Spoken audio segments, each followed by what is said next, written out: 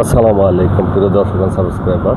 এই যে দেখেন, আসলে রাত্র হয়ে গেছে। এখানে সমুদ্রের পাড়ে এই যে বিচে অসংখ্য পরিমাণে গাড়ি এবং মানুষ আছে।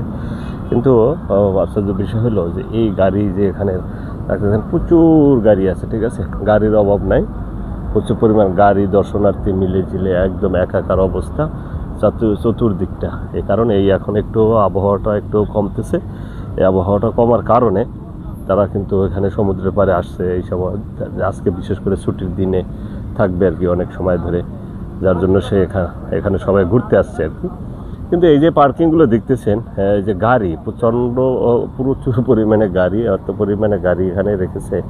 কারণ এই দেশে তো আপনার জানেন, প্রত্যেকের মনে করেন ফ্যামিলিতে 4-5টা করে গাড়ি আছে। কিন্তু এই গাড়ির কিন্তু কোনো দিতে হয় না।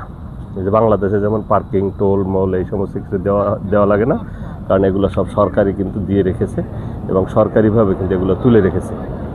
তো এই পার্কিংয়ে আর কি এই রাতের পরিবেশটা আপনাদের দেখানোর চেষ্টা করলাম। বিনা টাকার পার্কিং, খুব চমৎকার পরিবেশ করা আছে। তো দেখতে থাকেন সবাই, ভালো থাকবেন সবাই। আসসালামু আলাইকুম।